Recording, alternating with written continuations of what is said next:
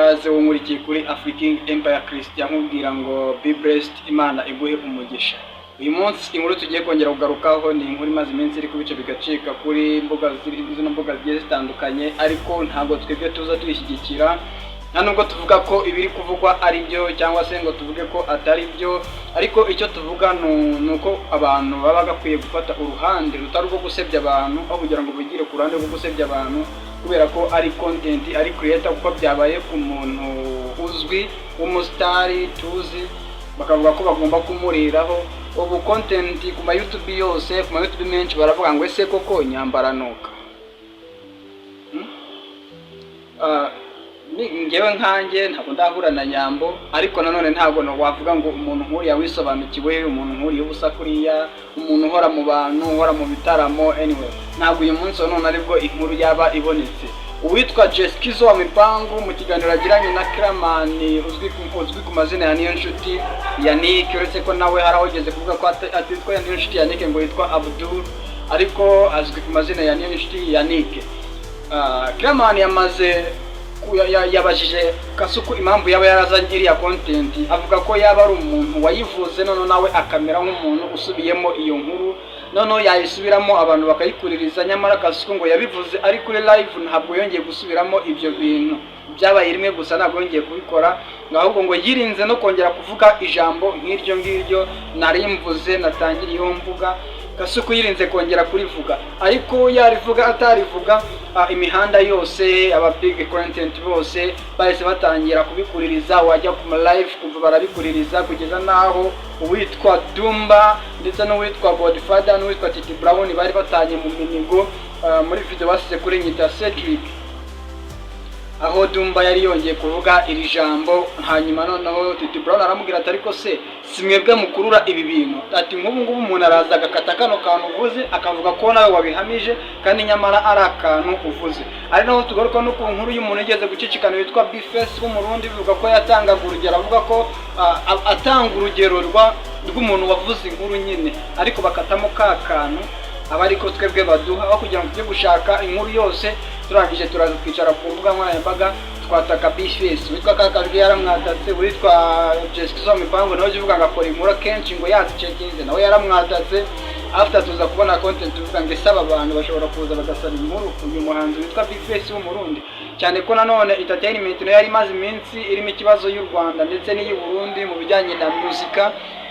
Muribuka ko hari igitaramo kize kuba mu Burundi, noneho kimaze kuba mu Burundi Kiriku arakora tekinike yo kuzimya ibyuma yamenyerewe ubwo yari ari i Kigali, ubwo yavuze ngo bamuzimirijeho ibyuma, ari mu gitaramo agiye gusoza arangije akora akantu ko kuzimya ibyuma, atunguye abafana bose barasakuza bati aha si mu Rwanda, aha si mu Rwanda, aha si mu Rwanda. Kiriku arangije ati tuzasubira ubutaha, sibyo abantu Kiriku ariko nta kindi kintu kwigeze abivugaho. Yatumiye ku ma YouTube menshi cyane kubara, naho yaratumiwe, ariko urebye kubisobanura haba harimo ibintu bagenda bacenga. Nge ndimesha w'i Rwanda nibwo nyinjira mu mwandiko nkubwira ngo kanda subscribe ubundi tubane, tugiye kujya tubana umunsi ku wundi. Ndizera ko akaze subscribe ubundi nanjye ni gahunda show we kanda kuri subscribe, ukande kunzogera, kanda like, shyiramo comment yawe ubundi twibanire. Niba uyibonye kuri Twitter, kuri X, kuri X niyo yahoze ari Twitter, hari Instagram yanjye nayo ni Mesha w'i Rwanda official, no kuri TikTok naho wansangaho, kuri Facebook hose twajya tubana umunsi ku wundi. Yes, reka nizere ko umeze neza wowe uri mu Rwanda, wowe uherereye mu mahanga. Reka nongere nsuhuze abantu bose bari mu mahanga ariko bumva ururimi rw'Ikinyarwanda, wowe ubasha kumva ururimi rw'Ikinyarwanda, nkubwira ngo amahoro abe kuri wowe. Shalom. Nongera nsuhuza n'abandi bantu b'abakunzi creator tugiye kujya tubyiganira ahangaha, nanjye nshaka views.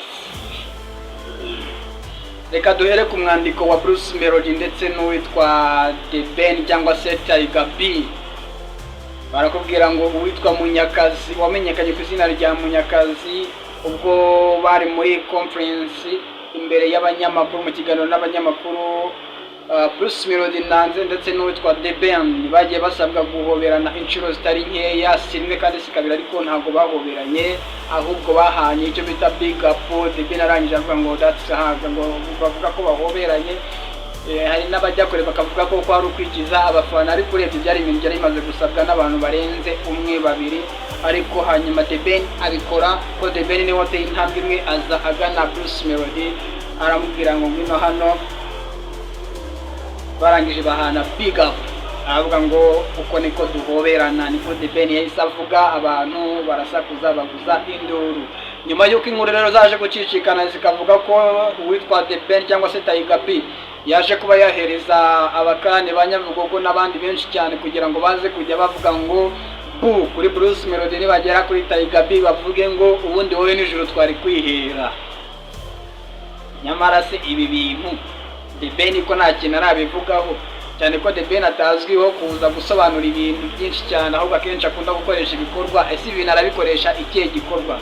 Bruce Melody yamaze gusohora indirimbo yemereye abafana ubwo bari muri Kigali Camp Free Zone mu kiganiro n'abanyamakuru, ubwo yabemereraga indirimbo. Nyamara akimara kubemera indirimbo, The Ben nawe yahise abemerera indi ndirimbo. Turayitegereje nyuma yo kwakira indirimbo yitwa Munyakazi, turacyategereje indi ndirimbo ya Tiger B nawe yemereye abafana. Ariko ese koko ibintu bavuga nibyo? The Ben ko yarahaye abantu amafaranga kugira ngo baze kuza kumufana? Reka tubanze turebe ku izina rya The Ben, turebe kuyubatse, turebe vuga tuse koko The Ben ibintu koko yabikora. The Ben ubundi ubusanzwe n'ubundi afite umufana, even na Bruce Melody afite abafana, ariko noneho The Ben we asanzwe afite abafana. Mwite Tiger B. Aba bantu n'abantu basanzwe bahanganye ku buryo kubabona mu kiganiro n'abanyamakuru bose bari kumwe kuri stage imwe bari kubazwa ibibazo, umwe agasubiza part 1 agasubiza part 2, icyiciro cya mbere kigasubizwa na Ben, ikindi kigasubizwa na Bruce Melody, cyangwa se akabanza Melody agakurikiraho Ben. Ibi bintu byagiye bishimisha bamwe mu bafana, ariko nanone binatera ikibazo mu bandi bafana.